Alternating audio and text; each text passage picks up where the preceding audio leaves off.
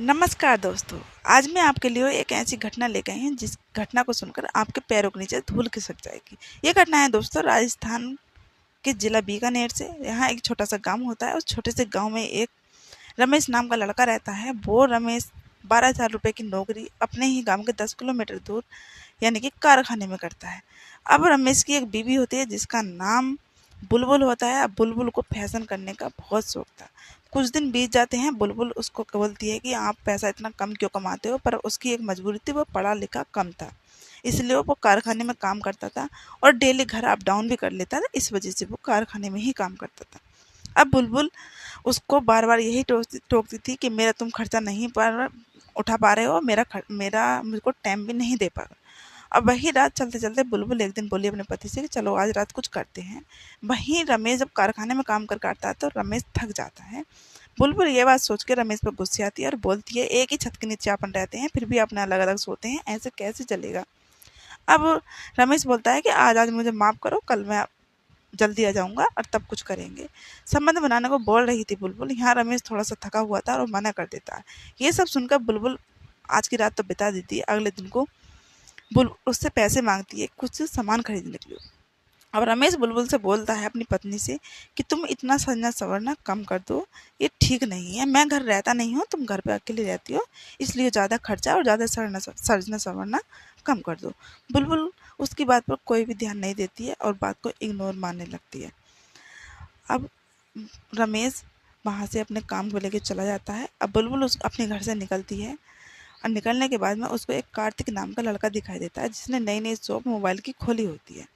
अब वो एक फ़ोन उठाती है यानी कि छोटा कीपैड फ़ोन उठाती है और कार्तिक की दुकान पर चली जाती है। कार्तिक ने एक नई शॉप मोबाइल की खोली थी जो बुलबुल के घर के कुछ ही दूरी पे थी। अब बुलबुल जाती है, रमेश को देखती है। रमेश बुलबुल बुलबुल को जब देखता है तो बुलबुल देखने में तो सुंदर थी ही।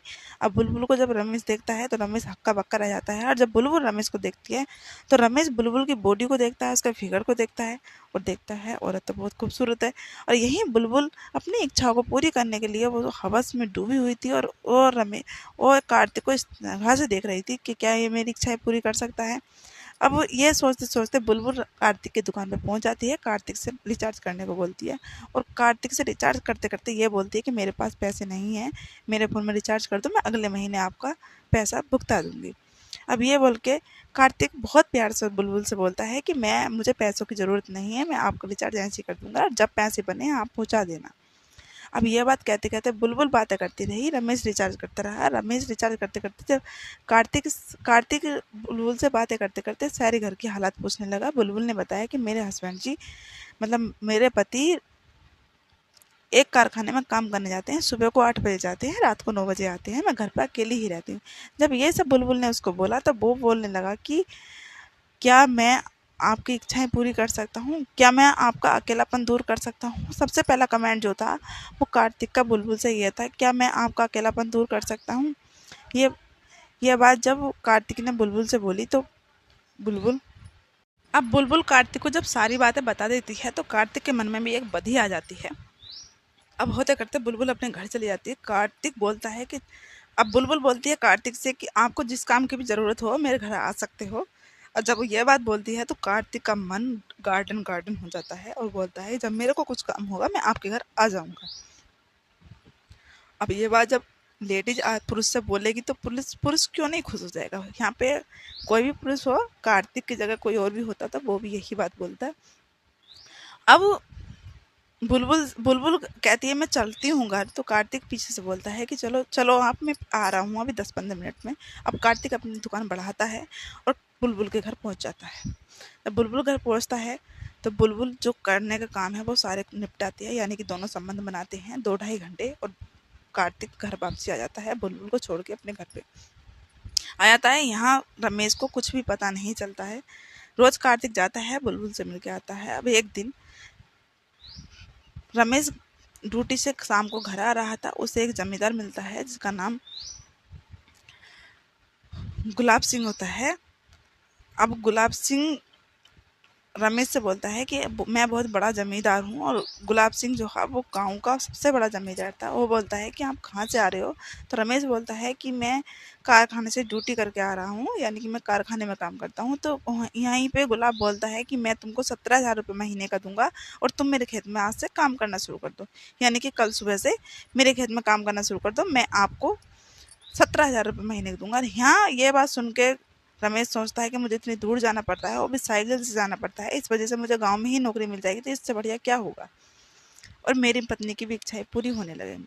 और ये सब चलते हुए अब गुलाब सिंह सुबह को घर आता है और घर से रमेश को लेके चला जाता है। और रमेश से वहीं रात को पत्नी ये बोलती है कि मुझे तो मुझे फ़ोन चाहिए, स्मार्टफोन, और मुझे फ़ोन लेके दो, कहीं से भी देखो तो, यानी कि 15,000 का मुझे फ़ोन चाहिए। रमेश बोलता है कि मेरे पास अभी पैसे नहीं है, मैं पैसे कमाऊंगा उसके बाद मैं तुम्हें फ़ोन लेकर दे दूंगा। यहीं बुलबुल रमेश से बहुत ज़्यादा जिद करने लगती है और बोलती है कि जमींदार से तुम पैसे ले लो और मुझे फ़ोन लेकर दे दो। रमेश बोलता है अभी तो मैंने एक भी दिन काम नहीं किया है, तो मैं वहाँ से पैसे उधार लेके फ़ोन कैसे लेके दे दूँ? कुछ दिन मैं काम करूँगा उसके बाद पैसे लेके तुम्हें फ़ोन लेके दे दूँगा। पर बुलबुल को यहाँ दिमाग पे ऐसी सटी हुई थी, बुलबुल का यही कहना था मुझे स्मार्टफ़ोन चाहिए तो चाहिए, मुझे नहीं पता कहाँ से चाहिए। अब जब जमींदार बुलबुल के घर आता है, बोले तेरा पति कहाँ है? उसे भेज खेत में काम करने के लिए। यही बुलबुल रमेश से बोलती है कि मुझे 15,000 रुपये उधार दो, मुझे मुझे फ़ोन लेना है, स्मार्टफ़ोन। अब ये बात सुन के गुलाब सिंह जो होता है वो गांव का जमींदार, वो जमींदार बोलता है कि मैं तुझे 15,000 रुपये तो दे दूंगा, पर वो पैसे मैं तुझसे ही वसूल करूंगा, मैं उसको पैसे उसकी सैलरी में से नहीं काटूंगा। बुलबुल बड़े हंसते हुए कह देती है हाँ, पैसों का छुट्टा मैं ही कर दूंगा। तो अब ये बात वो बोल देता है, बोल के चला जाता है। उसी दोपहर को बुलबुल उसके खेत में पहुंचती है, वहीं उसका पति काम कर रहा था, पर वो पति के पास ना जाकर सीधी जमींदार के पास जाती है। जमींदार के पहले घर जाती है, घर पूछती है कि जमींदार कहाँ है। उसकी पत्नी बोलती है जमींदार की कि वो तो खेत गए हुए हैं। अब वो सीधी खेत पहुंचती है, खेत में जाने के बाद में अपने पति के पास ना जाके वो जमींदार के पास पहुंचती है और जमींदार से बातें करती है। बातें करते करते इनमें बात आगे बढ़ जाती है और वहीं जमींदार बोल देता है कि आज रात को तुम मेरे साथ खेत पे आ जाना।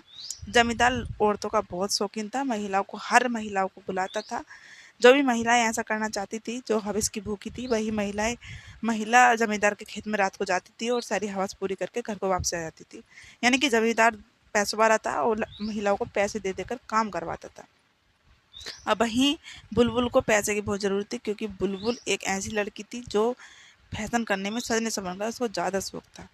अब वहीं जमींदार कहता है रात को आ जाना। बुलबुल रात को उठती है, 9-10 बजे खाना खाते हैं। खाना खाने के बाद में जमींदार रमेश सो जाता है, दबे पाँवों से घर से निकलती है, बाहर से ताला मार जाती है और चली जाती है जमींदार के खेत में। जमींदार के खेत में जाने के बाद बुलबुल पूरी रात वहाँ रहती है। सुबह को मॉर्निंग में वहाँ से लौट के जब आती है बुलबुल, आके देखती है पति सोया हुआ है, पति को कुछ भी पता नहीं चला। अब बुलबुल पूरी रात उससे संबंध बना के आती है। सुबह को जब पति फिर से खेत चला जाता है जमींदार के, तो कार्तिक आ जाता है।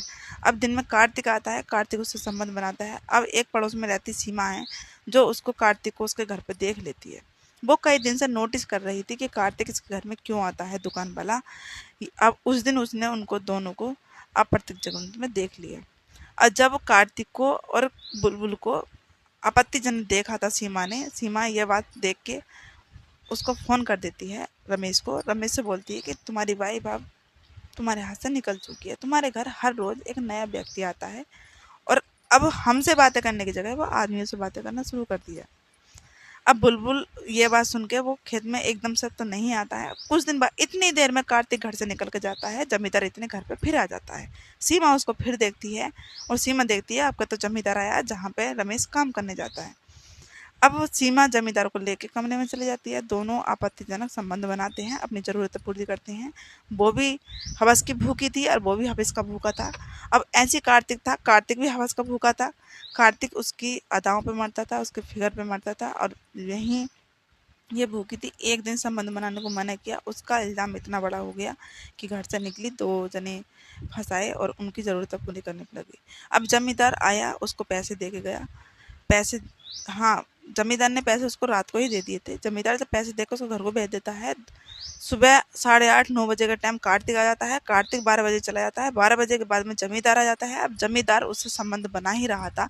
इतनी देर में सीमा दोबारा से दोबारा से रमेश को कॉल करती है और बोलती है आके अपने घर में देख लो, तुम्हारे घर में अब कोई दूसरा व्यक्ति आ चुका है। अब यह बात बोलता है रमेश तुरंत गांव में तो था, रमेश साइकिल उठाता है और घर वापसी आ जाता है। जब घर रमेश आता है, रमेश देखता है अपने घर में कि मेरे घर में बाहर से कुंदा लगी हुई है अंदर से। अब कुंदी वो जबरदस्ती खटखटा के खोल देता है, अपना जबरदस्ती तोड़ देता है किवाड़। अब अंदर जाता है कमरे में। कमरे में जाके जब वो देखता है तो उसको आपत्तिजनक मालिक यानी कि जमींदार और उसकी बीवी बुलबुल मिलती है। अब ये बात वो पहले जमींदार को गाली देता है, जमींदार वहाँ से भाग जाता है। जमींदार सीधी सीधे शब्दों में ये बोल जाता है कि मेरी कोई गलती ना है, तेरी बीवी ने मुझसे पैसे मांगे थे और मैंने पैसों के बदले में कुछ मांगा तो इनने ये सब कहने को बोल दिया।